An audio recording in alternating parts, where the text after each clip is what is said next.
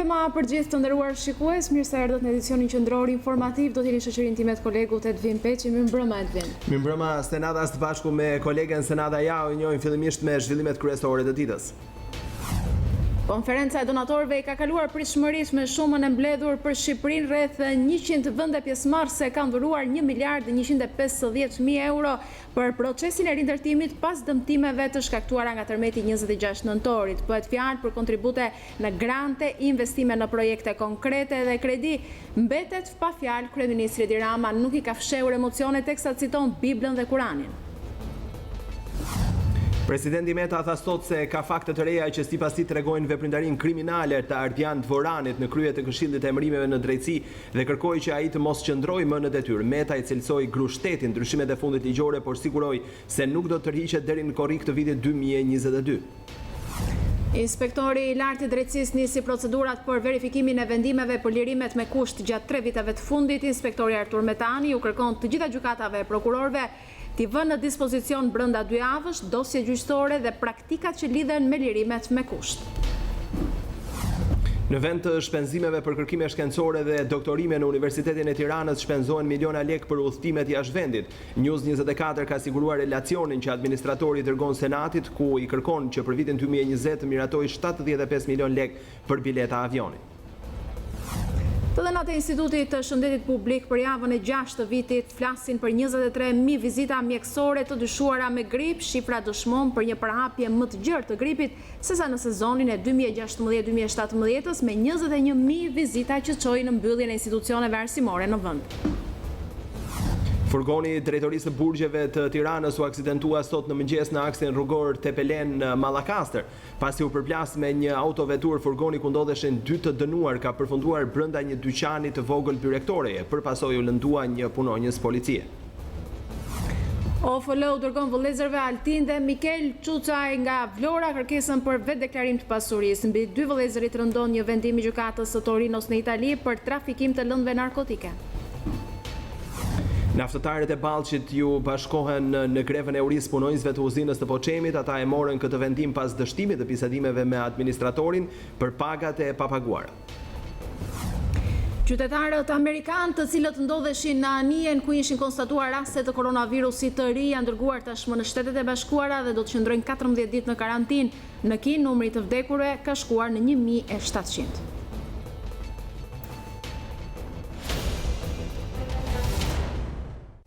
Ju njohim tani më gjerësisht me zhvillimet kryesore. Konferenca e donatorëve ka mbledhur një shumë marramëndse për procesin e rindërtimit në Shqipëri duke kaluar të gjitha pritshmëritë. Kështu janë mbledhur në Bruksel plot 1.15 miliard euro, duke thyer një rekord pasi dëmet e tërmetit katastrofik të 26 nëntorit të 2019 arrinin në rreth 1 miliard euro. Konferenca e organizuar nga Komisioni Evropian zgjati për rreth 4 orë dhe pjesëmarrësit deklaruan donacionet për Shqipërinë të shprehura në dhurime, grante, investimet në projekte konkrete dhe kredi. Po ashtu, Komisioni Evropian ishte i pari që shprehu zemërgjërsinë ndaj ngritjes kombit shqiptar, duke dhuruar plot 115 milion euro, nga këto 15 milion euro grante nga Këshilli Evropian dhe 100 milion euro nga Fondi i Bashkimit Evropian. Emiratet e Bashkuara shfaqen bujarinë e tyre ndaj Shqipërisë duke dhuruar 70 milion euro për ndërtimin e 2 minjësive të banimit. Po kështu 5.2 milion euro ishte shuma e dhuruar nga Shtetet e Bashkuara të Amerikës, ndërkohë që nuk mungoi mbështetja nga vende si Zvicra, Serbia, Gjermania, Turqia, Japonia, Korea, Greqia, Britania e Madhe, Suedia, Italia. Po ashtu, nga kjo konferencë, qeveria e Macron i dhuroi Shqipërisë 100 milion euro, të cilat do të shpërndahen jo në vlerë kesh, por përmes projekteve në ndërtime. Nga këto 60 milion euro të dhëna hua, çka do të thotë se në një kohë të caktuar Shqipëria duhet ja kthej pas. Italia po ashtu i dhuroi Shqipërisë fqinje 65 milion euro, të cilat gjithashtu do të akordohen përmes projekteve në sektor të caktuar. Ndërkohë Turqia nga kjo konferencë bëri të ditur se vlera totale e ndihmave që ajo i dhuron Shqipërisë së bashku me blloqet e banimit shkon në 46.3 milion euro për fshirë edhe ndërtimin e xhamive. Shifra prej 1.15 miliard euro u deklarua nga komisioneri për zgjerimin Oliver Varhelyi, i cili tha gjithashtu se puna për rindërtimin tani duhet të nisë sa më shpejt, ndërsa kryeministri Rama nuk ka mundur t'i fshehë emocionet për këtë bujari të shprehur për Shqipërinë, duke cituar bashk Biblën dhe Kuranin.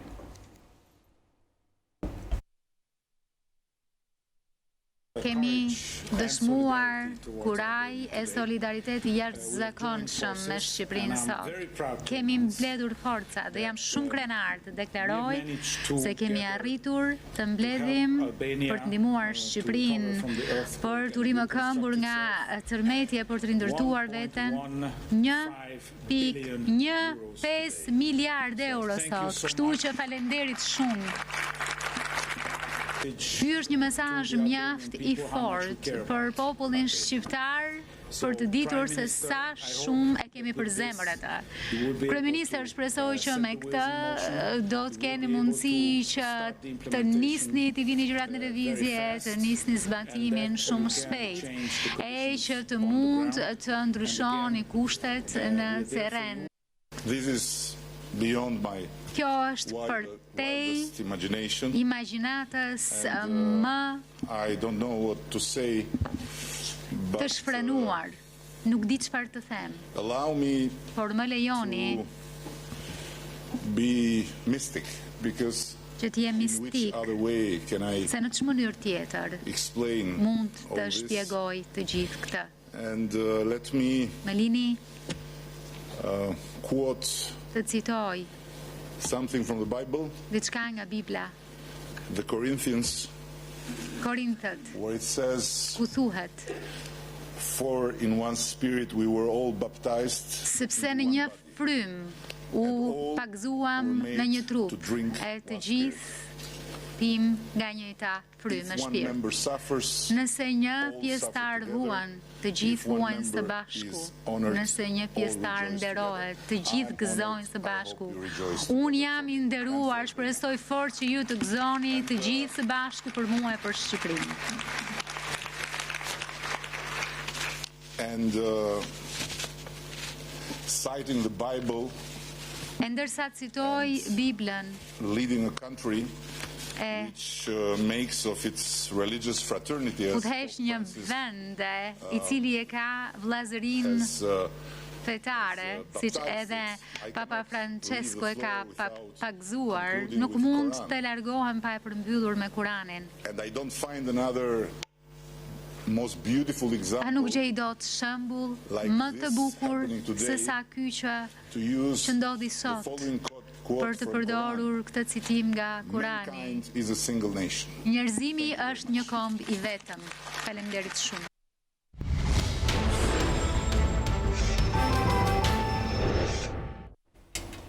Presidenti Ilir Meta tha sot se ka fakte të reja që sipas tij tregojnë veprimtarinë kriminale të Ardian Voranit në krye të Këshillit të Emërimeve në Drejtësi dhe kërkoi që ai të mos qëndrojë më në detyrë. Meta i cilsoi gru shtetin ndryshimet e fundit ligjore, por siguroi se nuk do të tërhiqet deri në korrik të vitit 2022. Në konferencën e jashtëzakonshme për shtyp, presidenti i Republikës Ilir Meta foli për një gru shteti që po organizohet nga mazhoranca me qëllim vendin e gjykatës kushtetuese në diktat politik. Kreu shtetit tha prerë se nuk do të pranojë kurrë ndryshimet ligjore të votuara më 12 shkurt mbi ceremoninë e betimit të anëtarëve të gjykatës kushtetuese, duke kujtuar se për këtë çështje mazhoranca kishte kërkuar opinionin e Komisionit të Venecias. Ky ligj synon vendosjen e këtij procesi nën kontroll politik të rilindjes dhe të nxi integritetin e çdo antari të ri të gjykatës kushtetuese, duke dhënë mesazhin se çdo emërim në këtë gjykatë do të kalojë vetëm përmes testit të besnikërisë politike. Kjo nuk do të pranohet kurrë nga presidenti i Republikës. Dhe i siguroj se Republika e Shqipërisë, edhe pse po përjeton gjendjen më të rëndë të kapjes së shtetit, të paktën në kontinentin ku jetojmë, nuk do të pranojë instalimin e grushit shtetit përmes ndërrimit të institucionit më të rëndësishëm të këtij shteti dhe të vetë drejtësisë, gjykatës kushtetuese, në një polici antikushtetuese të shtetit PPP. Presidenti i Republikës prezantoi ato që i konsideron fakte të reja mbi veprimtarinë sipas tij kriminale të kreut të Këshillit të Emërimeve në Drejtësi Ardian Vorani, të cilat do t'i bashkohen kallëzimit penal që ai ka bërë rreth 2 muaj më parë.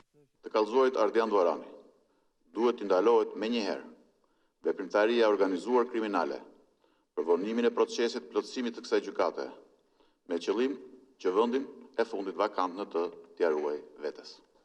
Ilir Meta lexoi 2 letër këmbime mes kuvendit të kreut të KED-s Dvorani bërë në të njëjtën datë 8 nëntor 2019. Presidenti referohet kërkesës për informacion nga ana e kuvendit, mbi ecurinë e procesit të zgjedhjes së anëtarëve të gjykatës kushtetuese, përgjigje për të cilën është dhënë nga kreu i KED-s po atë ditë. Sipas presidentit Meta, Ardian Dvorani ka keq informuar dhe fshihur informacion mbi vullnetin e shprehur dhe të administruar shkresërisht të presidentit të Republikës për ushtrimin e kompetencave në emërimin e anëtarit të gjykatës kushtetuese.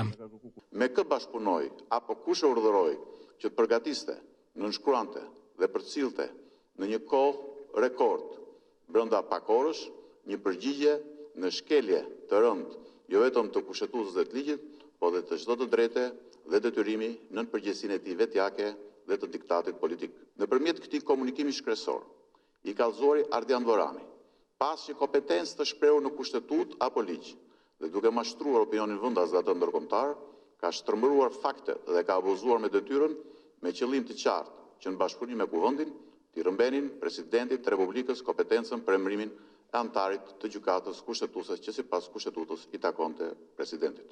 Para mediave Ilir Meta ripërsëriti qëndrimin se ai do të qëndrojë në detyrën e presidentit të Republikës deri më 24 korrik 2022, që përkon me përfundimin e mandatit të tij. Faleminderit.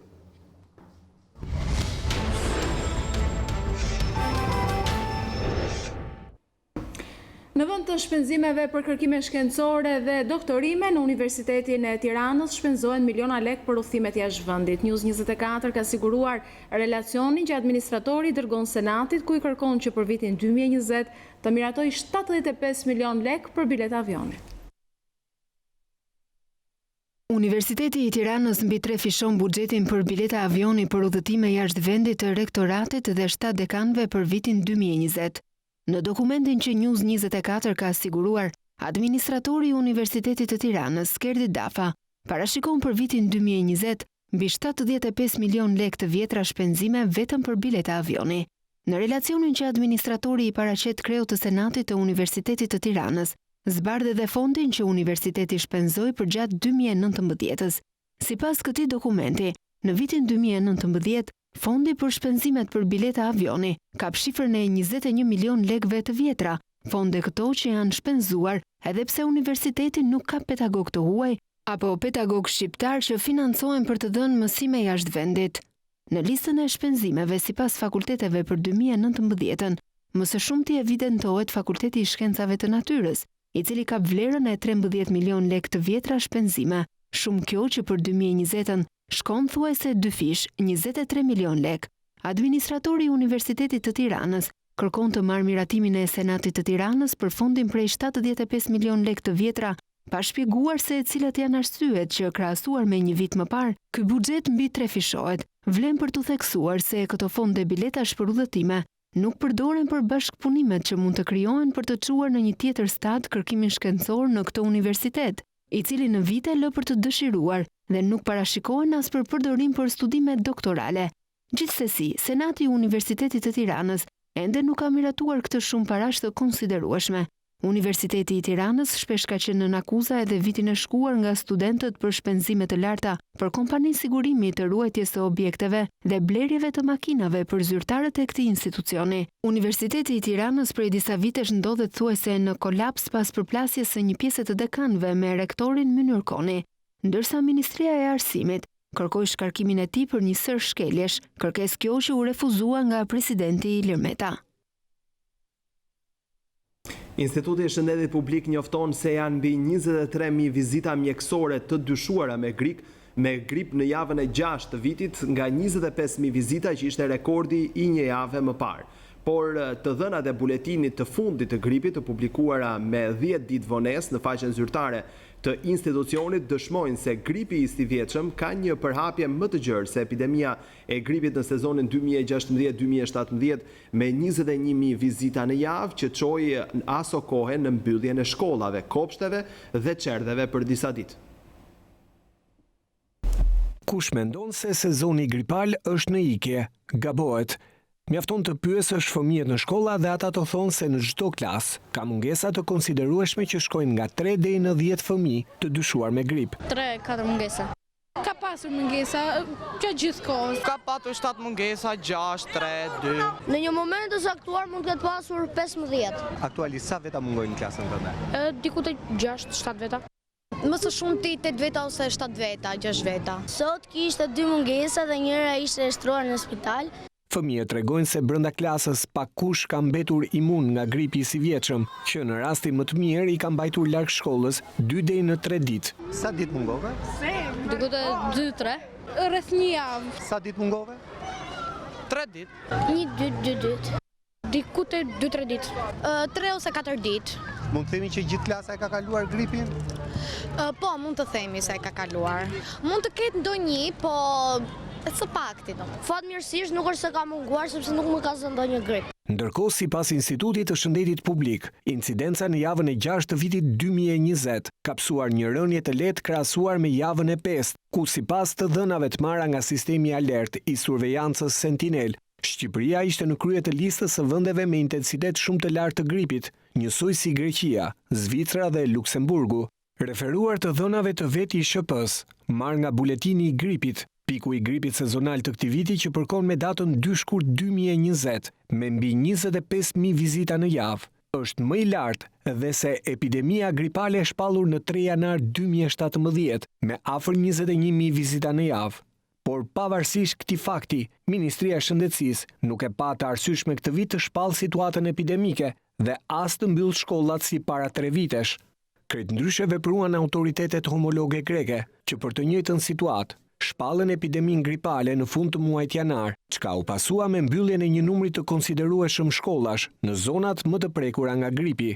Ndërkohë Greqia ka raportuar 53 viktima nga gripi, që nga dhjetori i 2019 dhe në vijim, ndërsa në Shqipëri ku popullata është sa 1/4 e popullatës në Greqi, ka vetëm një rast të pranuar nga Ministria e Shëndetësisë dhe ai pasi u zbulua nga media, por më e pakuptueshme është se të dhënat që publikon ISHP në faqen e saj zyrtare i takojnë 10 ditëve më parë dhe nuk tregojnë realitetin faktik të sëmundjes, ndryshe nga sa raportojnë institucionet homologe të saj në Greqi, Itali dhe Kosovë, ku përditësimi të dhënave të gripit bëhet thuajse çdo ditë.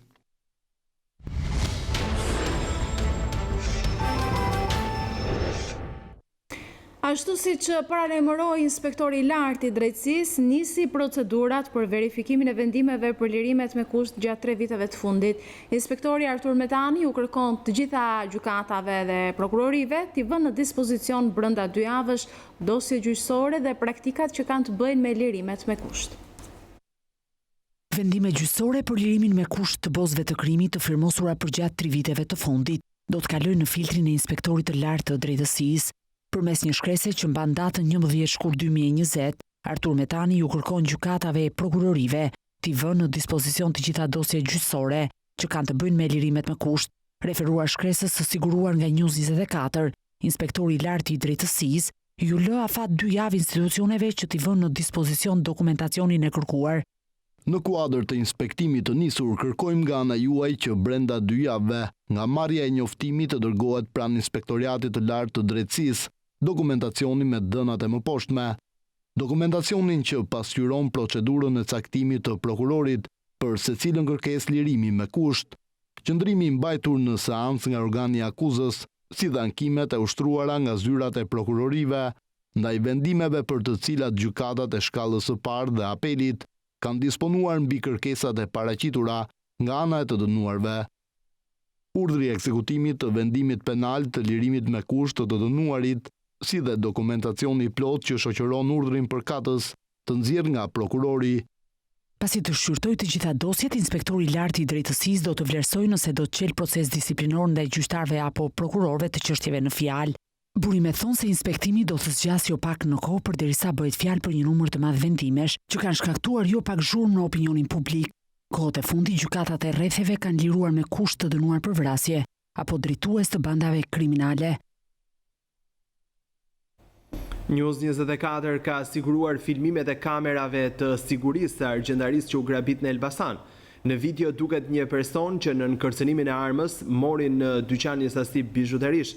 Grabici i veshur me të zeza dhe kapele në kokë hyn në dyqan si një klient normal dhe kërkon të provojë disa unaza. Në një moment autori nxjerr nga brezi pistoletën dhe kërcënon shitsen për t'i dhënë florint. Duke tentuar të fusë në xhep florint, autori lë pistoletën mbi banak për të liruar dorën.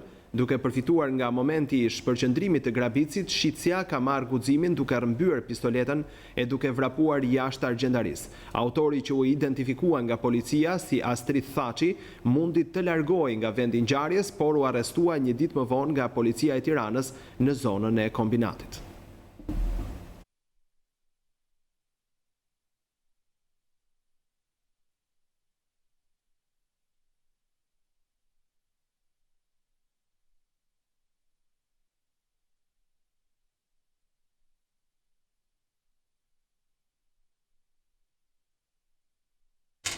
Të shtëna marëm zjarri janë regjistruar pak më parë në lagje në 8 të Korçës. 2 vëllezër janë konfliktuar me një person tjetër për motive të dobta dhe njëri prej vëllezërve ka qelluar me armë në ajër. 2 vëllezërit me Kristian dhe Vasian Xoxhi kanë hedhur në tokë armën e zjarrit dhe janë larguar me shpejtësi nga vendi i ngjarjes.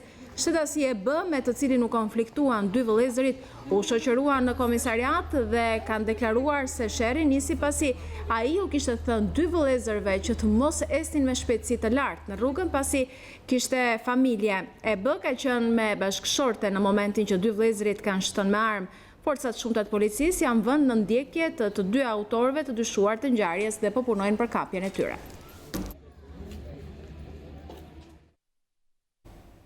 Operacioni Forca e Ligjit u dërgon vëllezërve Altin dhe Mikel Çuça nga Vlora kërkesën për vetë deklarim të pasurisë.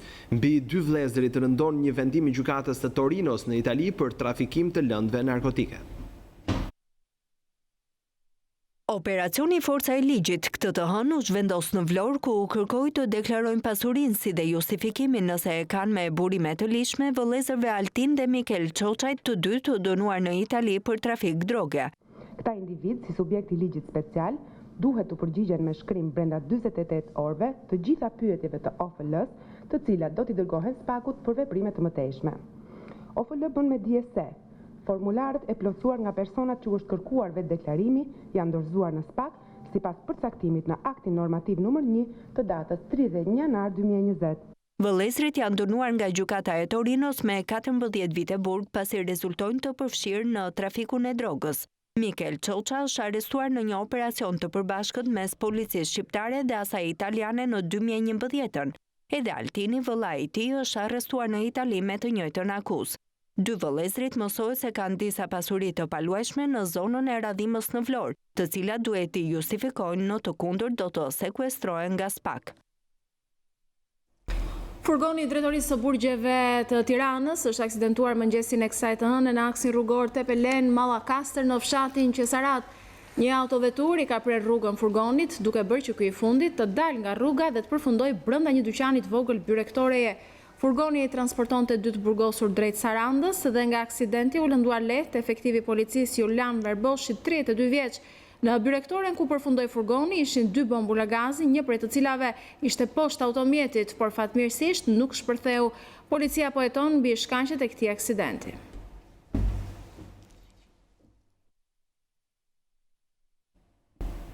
Tre makina janë gjetur mes dallgëve të detit në zonën e plazhit të vjetër në Vlorë. Nga të dhënat e para dyshohet se 3 fuoristratat ngjecën në ujë në tentativë për të nxjerrë një varg peshkimi nga deti.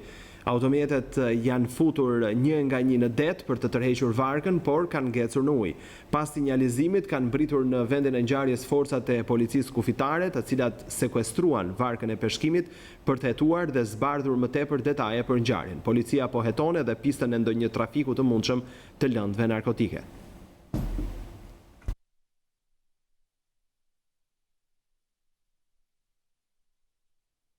Gjyqtari të dosjes 339 i hiqet mbrojtja fizike. News24 ka mësuar se Bib Ndreca, i cili ishte në mbrojtje të posaçme që pas firmosjes së urdhër arresteve për grupin Avdylaj nuk do ta gëzojë më këtë mbrojtje. Arsyet e heqjes së mbrojtjes fizike nuk bën të ditura, por ajo që dihet është se në mbrojtje vijon të jenë 2 prokurorët e çështjes. Në dosjen 339 është përgjuar edhe ish kryebashkiaku i Durrësit Van Gjushdako, teksa komunikon me persona që njihen si antar të bandës së Avdylajve.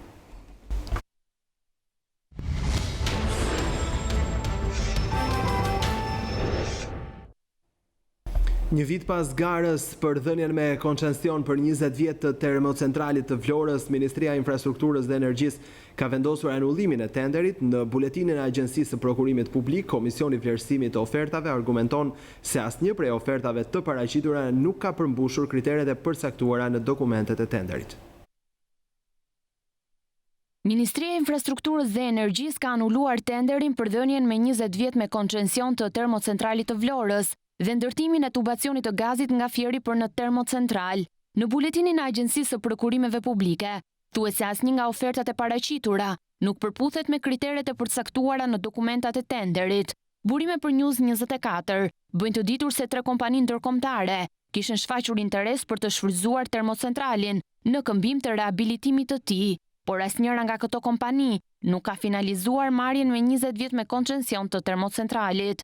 Tenderi për të dhënë me koncesion tetësin e Vlorës u hap ditët e fundit të vitit 2018. Vepra u ndërtua nga kompania italiane Tecnimonti, e cila u pagua $130 milion nga paratë e taksapaguesve shqiptar, që nga përfundimi në vitin 2011, termocentrali i Vlorës ka qenë në konservim, pa prodhuar asnjë ditë energji elektrike, për shkak të problemeve me sistemin e ftojes dhe kostos së lartë të prodhimit të energjisë me naftë. Nëse vepra do të punonte me naftë, kosta e prodhimit të energjisë do të rezultonte disa herë më e madhe se energjia nga uji dhe dielli, çka detyron që të ndryshojë turbina nga naftë në gaz natyror, që do të blihet nga tap. Punonjësit e uzinës së përpunimit të naftës së Ballshit, pasi nuk arritën një marrëveshje për pagat e prapambetura, janë futur në grevurie. 10 punonjës u futën forcërisht në grev në ambientet e qendrës shëndetësore pranë uzinës, në mbështetje edhe të punonjësve të uzinës së Poçemit, të cilët janë në ditën e 5 të grevës së urisë. Greva e punonjësve të uzinës së përpunimit të thellë të naftës në Ballsh ka nisur me tensione, por kjo nuk i ka penguar naftëtarët që të ndërmarrin këtë akt, për cilin janë shprehur se mendojnë se do të japë zgjidhje problematikës së tyre. 10 punonjës të uzinës së përpunimit të thellë të naftës në Ballsh janë ngujuar në një grevurie në mjediset e qendrës shëndetësore që ndodhet pranë uzinës në qytetin e Ballshit. Ata kërkojnë marrjen e pagave të prapambetura dhe rifillimin e punës në industrinë e naftës, e ndërkaq që një takim i zhvilluar nuk ka rezultuar pozitiv. Ne jemi të vendosur për këtë grevë dhe nuk e lëm deri sa të vdesim flijim, deri sa të plotësohen komplet kushtet tona, lekët edhe të vazhdoj punën. Kjo është grevë ekonomike, jo politike. Familjet tona janë në skamje. Jemi të vendosur deri në flimin tonë. Duam vazhdimsinë e kombinatit dhe pagat e prapambetura. I bëjmë thirrje instancave të qeverisë të vinë këtu në të grevë dhe të bëjmë pjesë jona. Ne do vazhdojmë të flijohemi derisa na plotësojnë kërkesat tona. Pagat e prapambetura dhe vazhdimësia e punës. Gjë tjetër nuk kërkojmë sotri. Shteti të vejë dorë. Dhe nuk do ta lëm deri në pikë të fundit. Pjesë e protestës janë edhe 14 punonjës të nën stacionit elektrik dhe stacionit të pompimit në Poçem, të cilët kanë 27 muaj pa u paguar. Edhe ata janë në një grevurie të vazhdueshme, e ndërkaq që shëndeti i tyre po përkeqësohet. Në shteti nuk kemi parë akoma që është ditë e 5 e greves. Shokët këtu na ditët po rëndohen. Presim nga shteti, e deshi timonin ja dham, po jo na çoj drejt greminës, jemi të tërë të kaputur. Greva jonë do të vazhdoj deri sa ne na kthehen të teralekt. Ne nuk do të dalim gjikthej deri në vdekje. E ndërkaq që protestat kanë qenë të vazhdueshme, prej 5 muajsh uzina e përpunimit të thellë të naftës në Ballsh nuk punon. Agjencia Kombëtare e Zonave të Mbrojtura ka futur në sit të gjitha zonat e mbrojtura në vend dhe ka dalë me rezultatin që të ketë reduktime dhe rritje të sipërfaqes së zonave të mbrojtura. Ministri i Mjedisit Klosi tha se çdo centimetër duhet ketë arsyen pse është e tillë, teksa shtoi se konsultimet për këto propozime të bëra në studim do të vijojnë edhe me bashkitë përkatëse. Qeveria propozon që kufijtë e zonave të mbrojtura të ndryshohen. Ky propozim është bërë nga Agjencia Kombëtare e Zonave të Mbrojtura pas një studimi që kjo e fundit ka bërë në gjithë territorin e vendit gjatë vitit që lan pas. Rezultatet e studimit janë paraqitur këtë të hënë në konferencë ku Ministri i Mjedisit Klosi tha se çdo centimetër e zonave të mbrojtura është futur në sit. Natyrisht kemi probleme, por jemi në rrugën e mbarë për sa i përket mbrojtjes vërtet natyrës. Ka kërkuar edhe këtë që bëjmë sot për të bërë një zonim të plotë të gjithë zonat mbrojtura të Shqipërisë, për gjetur qartazim, kush janë vlerat, detyrimet që kanë për të paraqitur në këto zona, të kemi mundësinë që këto zona të vlerësohen ashtu siç janë. Prej një viti është bërë një punë e madhe për të ndërtuar këto harta, që këto harta duhet të jenë shumë të detajuar. Dhe çdo centimetër i zonave të mbrojtura duhet të ketë arsye pse është zonë e mbrojtur. Pse ne mendojmë që ajo duhet të ketë vlera. Diskutimet e para ishin teknike dhe u bën mes ekspertësh, ndërsa faza tjetër do të jetë konsultimi i hartave me kryetarët e bashkive. Sipas këtij studimi propozohen kufi të ri, çka do të sjellë reduktim, por edhe rritje të sipërfaqes së zonave të mbrojtura. Më pastaj do të fillojë procedurën e miratimit administrativ, pra në mendim dhe në gjykim të kryetarëve të bashkive, zyrtarë të kryetarëve të bashkive, të institucioneve të tjera që logjikojnë dhe gjykojnë mbi dëshirën për zhvillim në hapësira të cilat shikohen të mundshme për zhvillim. AKZM arsyeton se 95% e tokës që do të hiqet nga zonat e mbrojtura është tokë bujqësore pa menaxhueshme prej tyre apo tokë urbane. Nëse propozimi i AKZM-s do të pranohet, atëherë ndryshimet e reja pritet të vijnë në zbatim në gjysmën e dytë të vitit.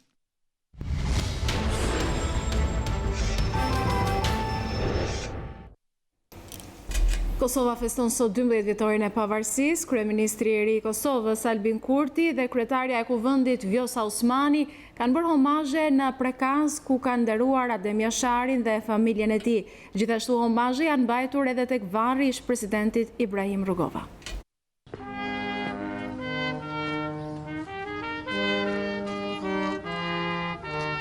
Kosova shënon 12 vjetorin e pavarësisë. Ceremonia ka nisur me ngritjen e flamurit, ku ishin të pranishëm kryeministri i ri i Kosovës Albin Kurti dhe kryetaria e Kuvendit të Kosovës Vjosa Osmani.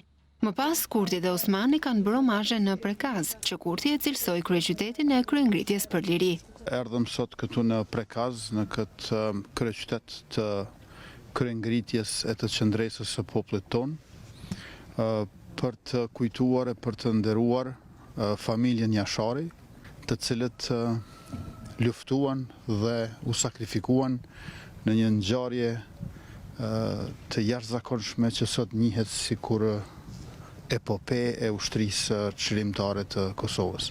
Në 12 vjetorin e shpalljes së pavarësisë i kujtojmë me mall e me pikëllim, por edhe me shumë krenari. Osmani u shpreh se në këtë 12 vjetor ka nderuar komandantin legjendar Adem Jashari dhe familjen e tij. Ajo tha se është pikërisht ky vend që dëshmoi atë dhe dashurinë.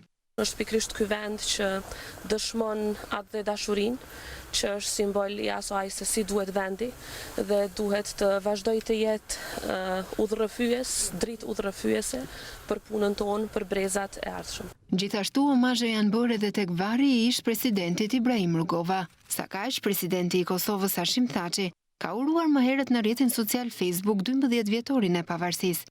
Brenda një periudhe tranzicioni në bashkërendim me miq të ndërkombëtar, Kosova shpalli pavarësinë dhe brenda një kohe të shkurtër u njoh nga shtetet më të fuqishme të botës, nga demokracitë më të avancuara të globit, ka shkruar ai. Thaçi u shpreh më tej se Kosova ka luajtur dhe luan rol paqësor, duke qenë faktori i stabilitetit në rajon. Në kuadër të pavarësisë së Kosovës u mbajt edhe një seancë solemne në Kuvend, e drejtuar nga kryetaria e Kuvendit Vjosa Osmani. 17 shkurtit 2008 është i pakthyeshëm, është i pacenueshëm dhe se Republika e Kosovës është e përhershme. Kosova nuk ka alternativë, atë duhet ta bëjmë gjithnjë e më të fortë, sepse është mëmëdheu ynë i vetëm. Urime 12 vjetorin shteti ynë.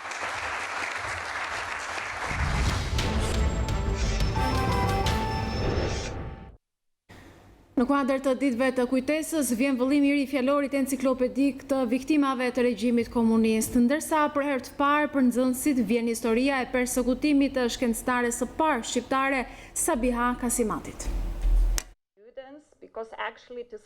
Instituti për studimin e krimeve dhe pasojat e komunizmit sjell për lexuesit dhe studiuesit vëllimin e ri të fjalorit enciklopedik të viktimave të regjimit komunist në vendin ton. Drejtori i këtij instituti Çelo Hoxha tregon si vëllimi i tetë i fjalorit enciklopedik do të vijë në ndihmë të brezit të ri dhe studiuesve. Shërbimi që ky botim ofron është shumë dimensional, sepse do të shërbejë si bazë informative për fushat të ndryshme studimore. Shërbimi që ai do t'i bëjë shoqërisë në të ardhmen e para është njëherë evidentimi i viktimave të komunizmit. Në kuadër të ditëve të kujtesës, për herë të parë për lexuesit e vegjël, vjen libri për jetën dhe persekutimin e shkencëtares së parë shqiptare, Sabiha Kasimati.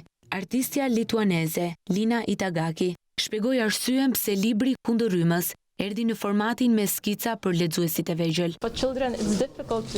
Kundër rrymës erdhi në një format të tillë për lexuesit e vegjël. Përmes vizatimeve ata do të kenë mundësi të kuptojnë dhe mësojnë historinë duke u argëtuar, ndaj ne zgjodhëm peshqit si personazhe në histori.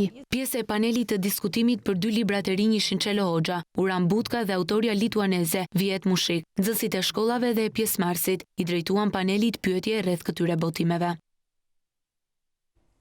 Me këtë lajm ne kemi mbritur në fund të edicionit qendror informativ.